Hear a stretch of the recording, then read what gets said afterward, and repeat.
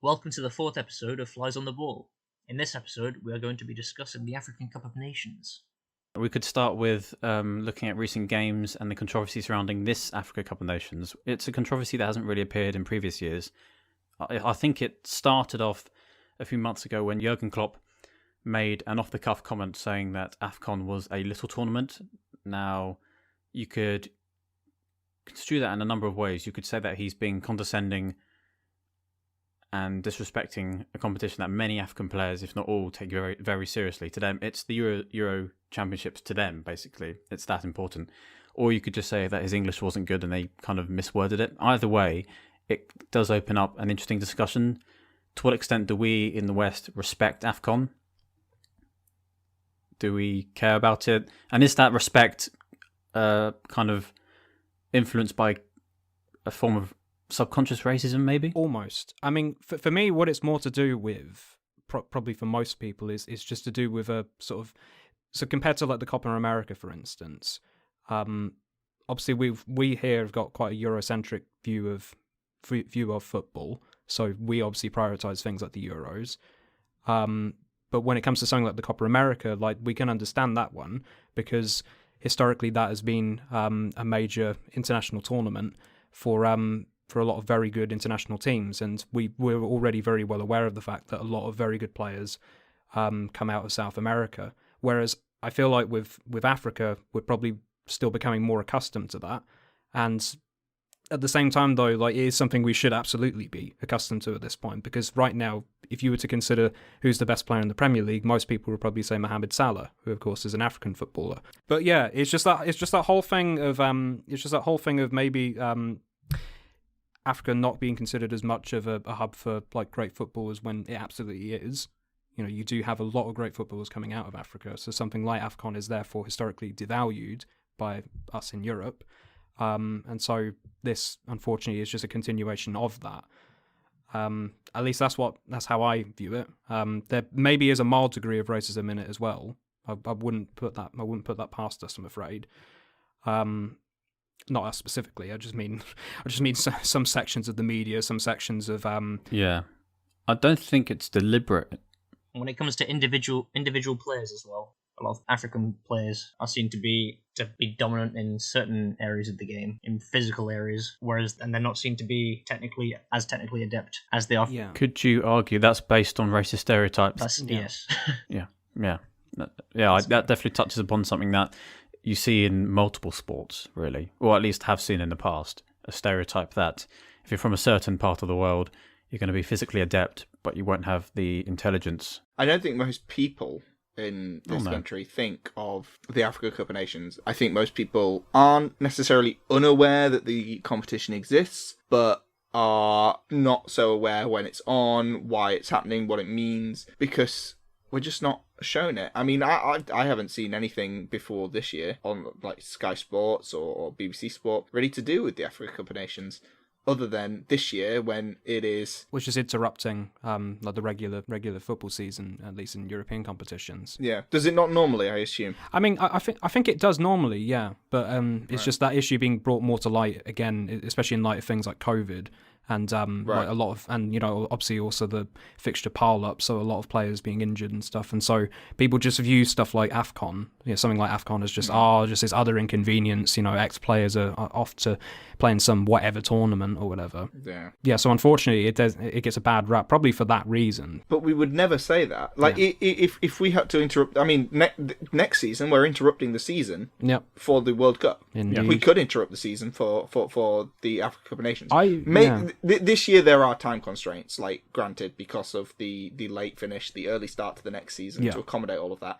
But for the most part, it could happen. On that point, actually, like I personally think that they, like, considering the number of African players now playing in the Premier League, I actually think it's something that the Premier League and indeed other European leagues should consider. Let's consider suspending the season so that players can go and play in the Africa Cup of Nations, basically just acknowledging the fact that there are a large number of African players playing in these leagues, and they have as much of a right to play in international tournaments for their country as European and South American players do. You've got a lot of European leagues, and I think even Scotland. Do they not? They do a winter break, right? Some European leagues, yeah. Scotland doesn't. You could move that winter break if this happens at a regular time every couple of years. You could move the winter break to better accommodate that. But then you can argue conversely to James's point that are there enough African players in our leagues to warrant this? And well, would enough people be accommodating to the idea? I think it's something like or at least when I seem to remember the number 40 was the number of players who are going to AfCon, the number of Premier League footballers who are going to AfCon.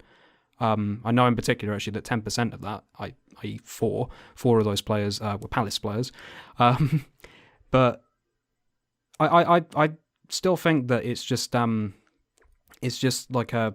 I don't know if there's anything more I can say about that. Really, it's just that's my personal opinion on it. It's just clubs like looking. I just want to feel like the clubs are acknowledging that they do have African footballers as part of their setups, and it is their right ultimately to play for their national team in international competitions.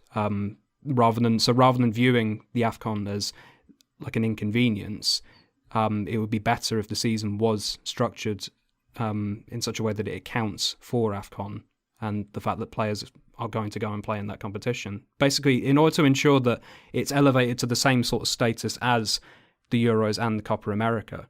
Yeah, I think many clubs do view it as an inconvenience. Anything that takes away their players from their main schedule, the games they've been contracted to play, is for them, an inconvenience really. And I was gonna say the Eurocentrism of maybe not Eurocentrism, but how important clubs are. Like, nobody knows African clubs like Copa America. You can sort of think that some of these players play for European teams, but some of them might play for Boca Juniors or other teams that we know in South America, even North America. We know, I can reel off a lot of MLS teams, but in the whole of Africa, I can't. I mean, I can personally, but that's just me taking an interest in various sections of African football. I think the Premier League has risen the profile of AfCon because Premier League players go to AfCon. Without the Premier League, without them being in the Premier League first and foremost, we probably wouldn't know anything of it. And you can talk about Emmanuel Dennis in that regard, his issue with Watford not letting him play for his country. I don't know the full story, but on the one hand, he should be allowed to play for his country. On the other hand, he has a contract with Watford, but what takes precedence, really?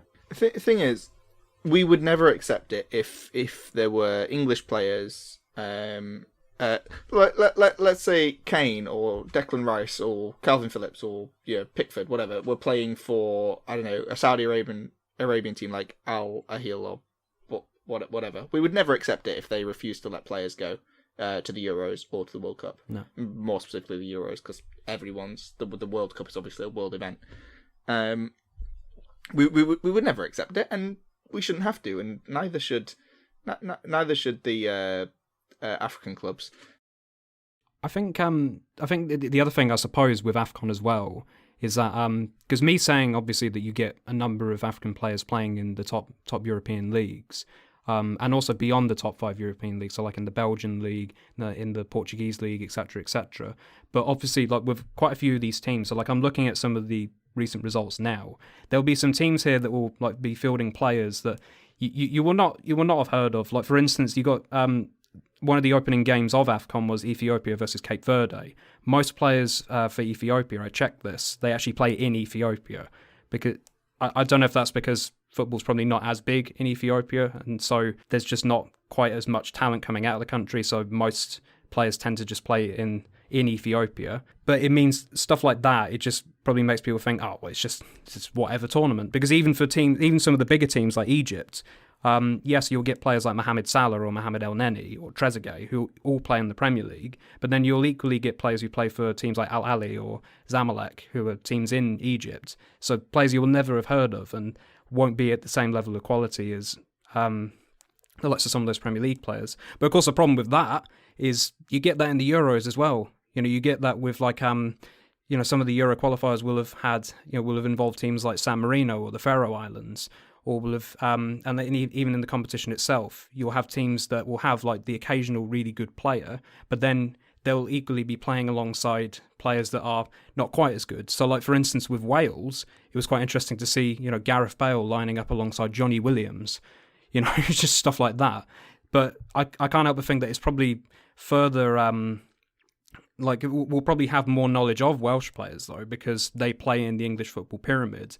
Whereas with players playing for some of the African teams in AfCon, they might be playing in the domestic leagues of their country, and we will have no knowledge. So we'll just further dismiss AfCon as this other competition that is not important and is not important enough to break up the season and disrupt the Premier League and stuff like that. Which it might not be, right? Like on an individual level, the Africa Cup of Nations is less relevant to us, as individuals than say the Euros. We are all Europeans. Like, we're all English. Ben's part Italian, I'm part Swiss, whatever. I'm part Dutch. Yeah, exactly. We're not African, but we wouldn't accept our players, if they were playing outside of Europe, not being released for the Euros, and we shouldn't, and neither should they. So on an individual level, it for the people in this country, it's obviously not as big a deal, but for the players it is. For the fans in those countries it is. Like, we need to stop taking such a self-centric view of it, and I think a lot of it is the media can help a lot just by showing the games, by showing highlights of the games, which they've started doing this year. What isn't helpful is calling it a little trophy, which is a very specific word. So yeah, in fairness, there have been highlights of the games and live broadcasts for a few years now, quite a while now, but for the right reasons, I don't know. But there's also a qualitative edge or element to this conversation in that the best leagues in the world are in Europe. The best players go to the best leagues in the world. We don't pay attention to the African leagues and the South American leagues because if they have good players, they're over here already. So that's partly why we don't really focus on it. It's not interesting because the quality of the football's not that good because the best players come over. The Copa Libertadores is like the Champions League equivalent. Yeah. Even like we sort of know. I'm assuming most of us know at least about that, or hear it when it's on. Know the teams that are involved. Yeah. I had an Algerian housemate a couple of years ago, and he supported JS Kabylie in Algeria, who I'd never heard of. I don't know if James might have heard of them, but they're one of the most successful in the African Champions League, most successful team in Algeria. Yeah. I can't think of a single player to have come from their team. It's just... Conversely, how many of their fans know of Arsenal players? They'll probably know quite a few. Yeah. Because there's the reach. Europe goes out, it reaches out, but it doesn't really have the same thing coming back. Yeah. It reaches out, it advertises, it's broadcast to the world. All the quality, the best players in the world are here, so it kind of branches out when it comes to broadcasting and talent acquisition, but you don't get the opposite, of course. The reason the best players come here is because it's broadcast out, right? Because the broadcasting is where the money comes from, and where the money is, the players will be. They also rely on their players, some of them, as many as possible, really, to become superstars, go to Europe, make a career, and then bring that profile back in some form. You have that with Salah in Egypt, for example. That's a huge thing. Because there are people who will follow Salah specifically. There's people that follow Messi and Ronaldo, but I mean, as they retire, which, I mean, how far away can that be, really? People are going to look for other players, and Mo Salah is one of the best players or if not the best player, in the world right now. People follow great players. So when they come over here and you see them playing and you realise they're the best players and you start following those players, then when they go back, and the more of those they are, the higher profile the games with them in become. But yeah, it reminds me of that point kind of touched upon earlier. So we know about South America because they produce such great teams as well as players. We know of the quality teams of Brazil and Argentina, for example. But when it comes to Africa, they've never had good, outstanding teams. Yeah, there's still kind of the problem that, like, I think that an African team has still not actually reached the semi-finals of the World Cup. How far did Ghana get in 2010? They got very close. Obviously, there was the Suarez incident. handball. But they did have an opportunity there to win that game by scoring the penalty. Unfortunately, they missed, so Uruguay went through rather than Ghana. But aside from that, I think there have been other instances. Like, I think Cameroon was another one against England. Came quite close to reaching the semi-finals there. Maybe that's probably part of the perception as well, is that African teams are not as high quality as European and South American teams, which, I mean, it is true. That is true, ultimately. But Definitely true. Yeah.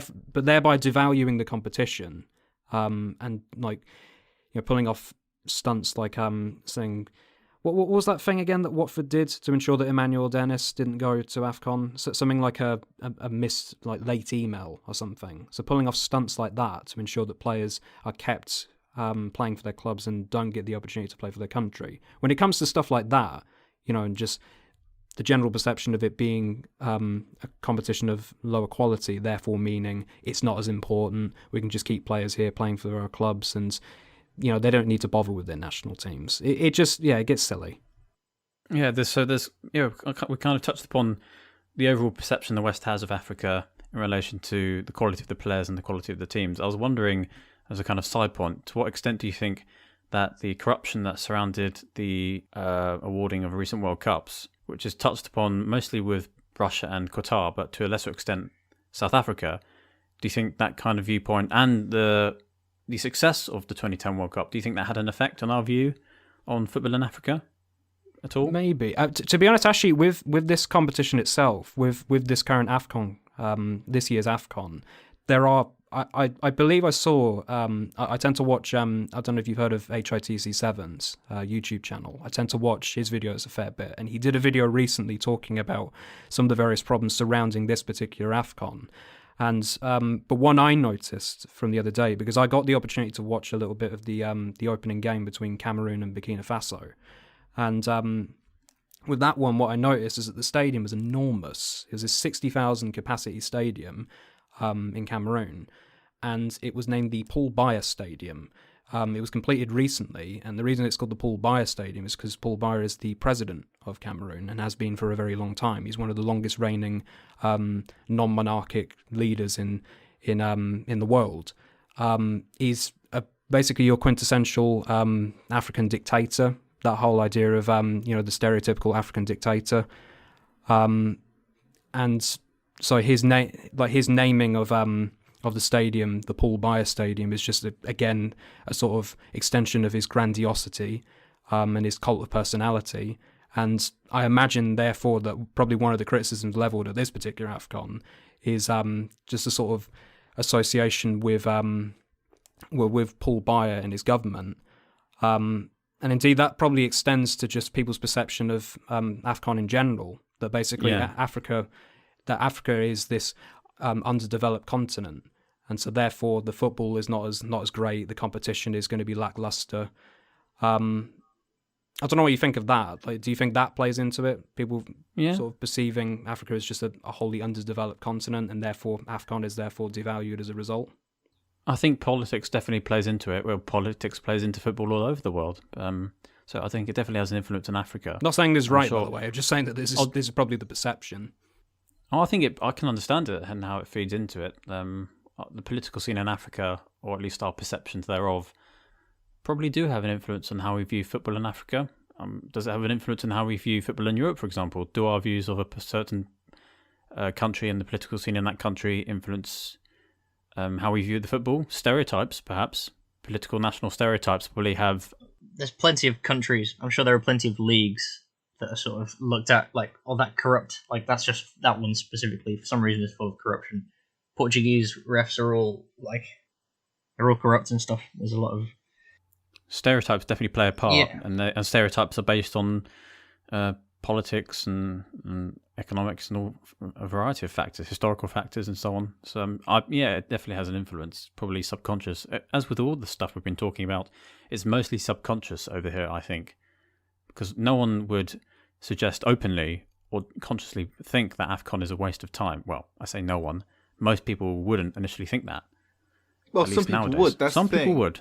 Some people would, and it's to them it might be right. It's a waste of time if you're a Premier League fan and you have no interest in international competitions in general, regardless of AfCon or whatever. Like, when something is happening in the middle of the season and it means that certain players aren't available, you can understand why fans would be annoyed at that, but that's part of the problem and why there should maybe be a break in the season to accommodate it. Because if you have that break in the season to accommodate it, when you... First of all, the players who don't go, There's nothing wrong with them continuing to train and everything. You could even throw in some cup games if you wanted, like the FA Cup third round doesn't have to move just because we have a break in it. Although that means some players might miss out, whatever.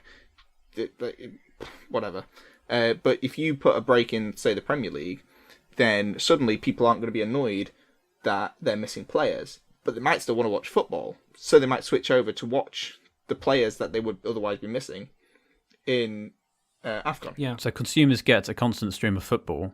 The quality may dip, but they still get football. The issue is there for me, because consumers, I think, would be fine with it. They adapt. If there's football on, they'd be fine. But for me, it's the main issue is scheduling, really. Would the FA, the Premier League and so on be willing? They wouldn't be. But would they be interested in complying with They're having a break? the next season in two. Yeah, exactly. In order to accommodate the World Cup. This Qatar, is every 2 years. It's not something they have to do every year. They could have a winter break every year. They could run it. They could run the season for the same length every single year, but every other year when AfCon is on, they put a break in the middle and have this slightly compressed Christmas period like we have now. Whereas on off years when AfCon isn't on, they wouldn't need that. They could still take the break, or they could spread those fixtures out across it. I think if that happened every 2 years, it depends entirely on the length of competition. So, for example, if it was just a 2-week break, a month, right? A month. I think if it was a month, then a lot of people there'd be strong opposition. But if you could dilute it down in a sense, if you could bring it down to say 2 odd weeks, which is very narrow for a competition of AfCon size, then you would receive a smaller backlash over here. Because if you break up the main season by a month, then you're gonna, even if there's more football on, you're going to frustrate a lot of people, normal fan, and not for the wrong reasons, for understandable reasons. A big break in the season. There's a break of much longer than that between seasons. But then people like a long season. But fans like a long season, and then they're used to traditional schedules of football going from August to May, summer break, and then it's back on again for the whole year. So it depends really, and it also depends on some countries, because some countries have a winter break, so they are used to that small gap. But then if you have a month off every 2 years, would people get used to that? I don't think so. You could. I mean, that it could be every year, right? You could go August instead of August to May. You could go August to June, and you could have January off. What if AfCon was every 4 years? If AfCon was every 4 years, it makes it a little bit easier because you can fit it around things. It depends where it falls, right? Because the Euros and the World Cup alternate, so it's easier to fit them around. AfCon is odd years, partly to make sure that they didn't clash. Yeah, like even with AfCon, I was surprised. Like I was surprised to see that AfCon is actually every 2 years. That was something I'd not previously realised. I honestly thought that it would be better if it was every 4 years, because that would just ensure that each edition of AfCon is that more special, because it means that players don't have as many opportunities to play for their country in an international tournament, and so it just places more importance on each edition of AfCon if it was split up that much. But ultimately, that is the way AfCon has always been done. I checked; it's been going since the 50s, and it's been every 2 years. So this is something that has been the case for a while.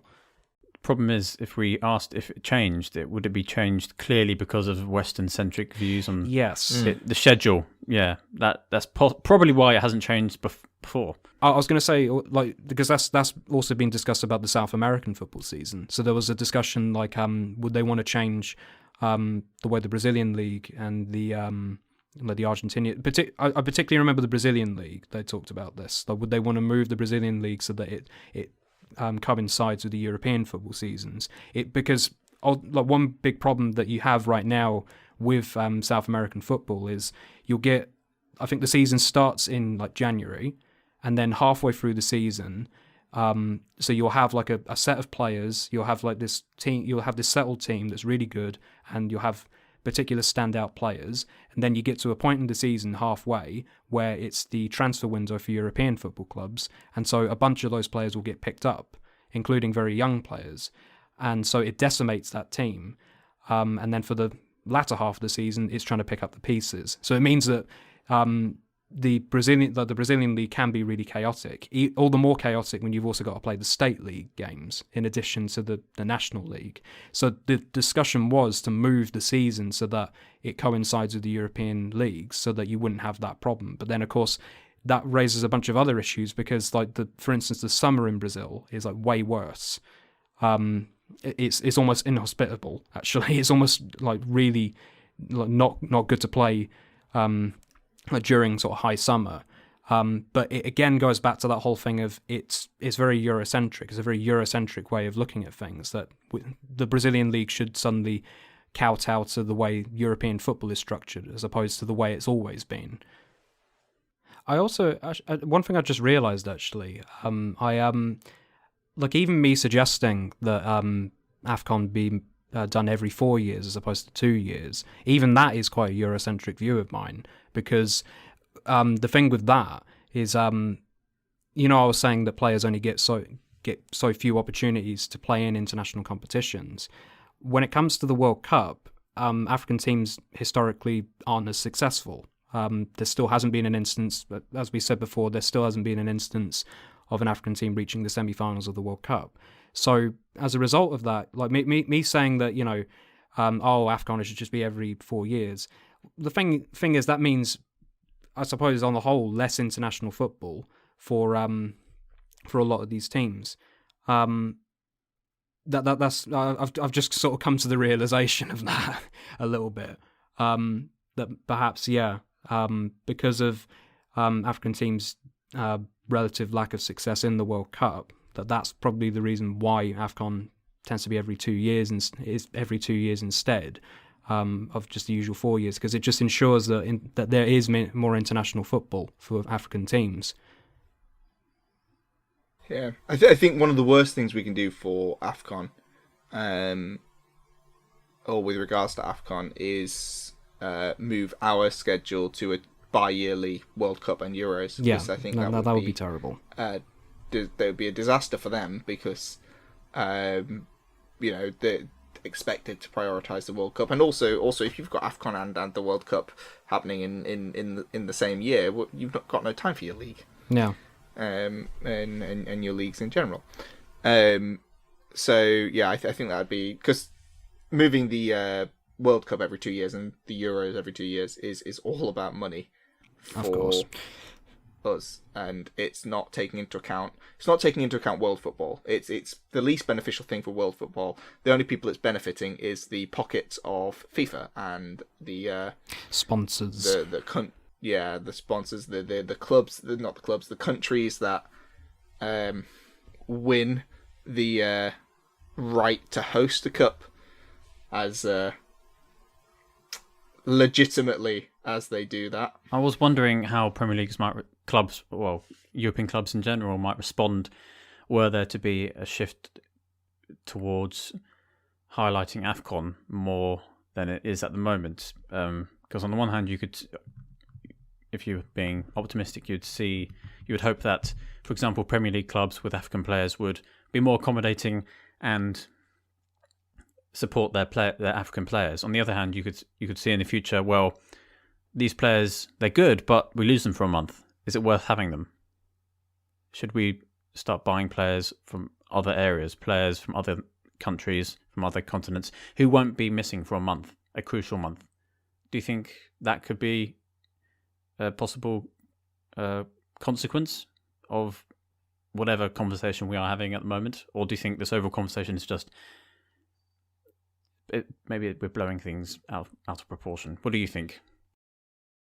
I don't know. It's tricky. I think we need to have, as a continent, really, we need to have more respect for the Africa Cup of Nations, and I think we need to,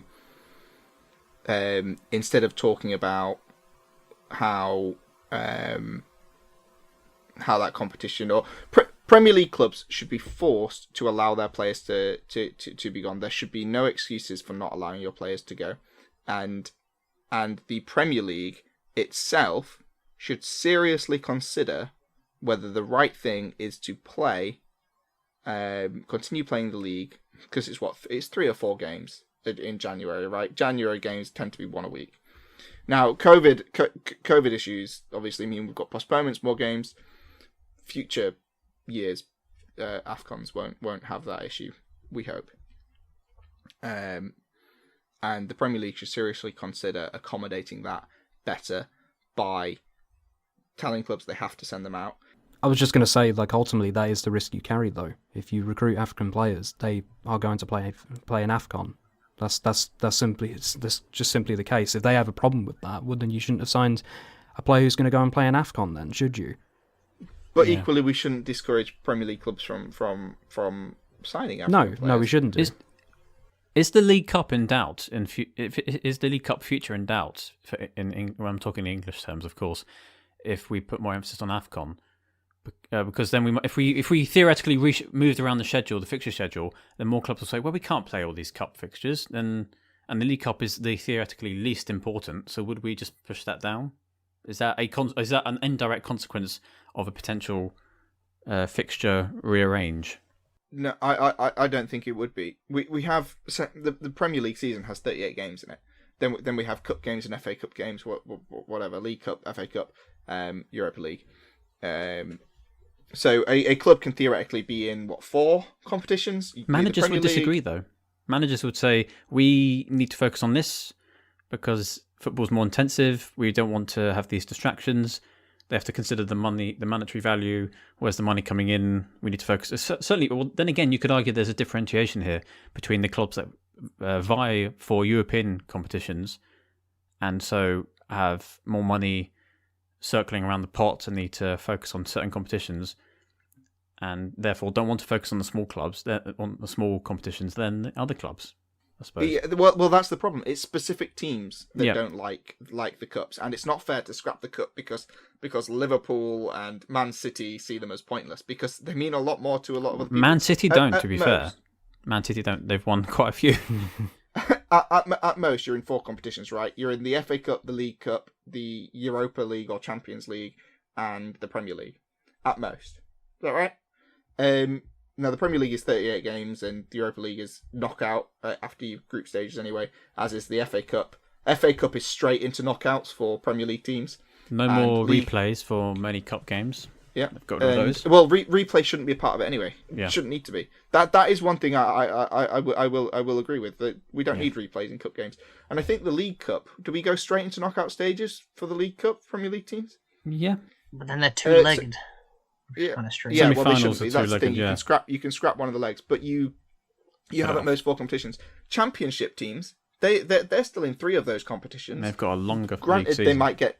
They're likely to get knocked out earlier. But they have more games in a season. Like they have, so instead of 38 games in a league, they have 46. Yeah, that's 8 more games. much more of an exhausting season. Yeah, I don't see why we would need to. I think there's only a few select Premier League clubs that, or not even necessarily the clubs, but the managers of the clubs who complain and think that the cups aren't worthwhile. And honestly, so it's a privileged position they have. Yeah, the cup isn't for those teams. The cup is for everyone to be able to play anyone and win. And I don't think any club has the right to make the unilateral decision that they are better than the competition. And I don't think AfCon has any impact on our League Cup. Now, the fixture congestion isn't aided by 2-legged things in the cup, and you can say, well, they should be single leg. There's a question of how much are you advantaged by having the leg at your home stadium, and can you offset that? There's certain things you can do, like you can have bigger away crowds. The pitch is something you're more familiar with playing on. You can't get away from that. You could use neutral grounds. There's things you can do, and I don't think AfCon is relevant to the League Cup in that sense. and also every club looks at things through its own eyes. It doesn't really think about how other clubs might be approaching or viewing things. And so that's, say, club perspective is the micro level, then the macro level is country-based or continent-based. And we all look at things through our own separate eyes. And there's certainly no inflection point at which Europe has suddenly realised that AfCon means to Africa what the Euros mean to us, similar with South America. So we all look through our own lenses at the end of the day. Still a side tangent, but the thing that annoys me about the League Cup or FA Cup being considered irrelevant is the fact that teams rely on the money from that cup, and it doesn't mean a lot to Premier League teams, that money, compared to what it means to a League 2 or a League 1 team. It's definitely a view based on privilege. But they still have the same. They're not allowed any more players in their squad than any other Yeah. teams. So they're still having to field the same selection of players in. And the thing is, you will increase ultimately the wealth divide of the leagues if you start stripping out the domestic cups. Yeah. And like you could add a new European Cup, right? On top of the Champions League, on top of the Premier League, you could have another European Cup. Forget the FA Cup, and then all you've done is put more money in the pocket of the Premier League and less money in the rest of the football pyramid. The idea of trickle down. Yeah, we parachute those down, but that's nothing compared to it. So yeah, AfCon. Favourites. I'm going with Algeria. To be fair, they are defending champions. Started with a draw, a bit disappointing for them. I'm not sure really. I think Senegal might do well. I suppose it is a bit early maybe to make predictions of who's going to win, but we can at least sort of see the initial progress of the the big hitters. So like for instance, like Senegal only just narrowly beat Zimbabwe with a late penalty by Sadio Mane. True, and if you're looking at the list of recent winners, there's no one dominant side. Egypt won 3 in a row, but that was back in 06, 08, 10, and 2010. Yeah. Since then, we've had different winners. We have Zambia, Nigeria, Ivory Coast, Cameroon, Algeria. So again, it's difficult to pinpoint a particular team. Nigeria could be fairly decent, but don't want to count out Algeria. As a side point, we've been talked a fair bit on the podcast as a whole about the lack of the lack of winners. Like it all comes down to there's not a different winner every single year. You know it's going to be one of 3 teams. A competition like this, in that sense, is more exciting, right? Yeah. More variety. And we need that, really. Less knowns. Which, from a neutral perspective, which all of us are, really. I mean, you might follow a team because of the players. Like, exactly. That's a you good might way. go for Egypt or Senegal, but ultimately a neutral team-wise. But that's good, though. Big-name players from Europe, player personalities, as it were, the stars, they can draw you in because you can follow a team because of them, or you can just start reading up on it and thinking, well, I like this team. I'll follow them this year. For me personally, I'm obviously really looking forward to seeing the Ivory Coast play for a very good reason. Yeah. Yeah, Wilfried Zaha. No, because of Nicolas Pepe. Oh, you are a Pepe follower. Yeah. Oh no, it's Sebastian Haller, isn't it? You're just a Drogba fan. So you're following the Ivory Coast, yeah, James? I guess so. Yeah. Commit to it. Cool. I'm following Algeria now, so we play on the 20th of January. I still think Algeria have the best players. I'm not sure who I'll just keep an eye on the overall thing and see how it goes. I'd like Egypt and Salah to do well. Then again, I'd also like him to come back to Liverpool as soon as possible, which reflects my very Premier League biased view. But I'm obviously intrigued to see how Cameroon do, considering the home advantage. But is that an advantage though? How many? Because most matches so far haven't been in many, have been in empty stadiums. So are fans allowed in the stadiums? That's of course, that's one problem we didn't really touch upon, but that is certainly one thing. Though that said, the opening game against Burkina Faso featuring Bertrand Traore, actually, who plays for Burkina Faso. That's one player I was aware of for Burkina Faso.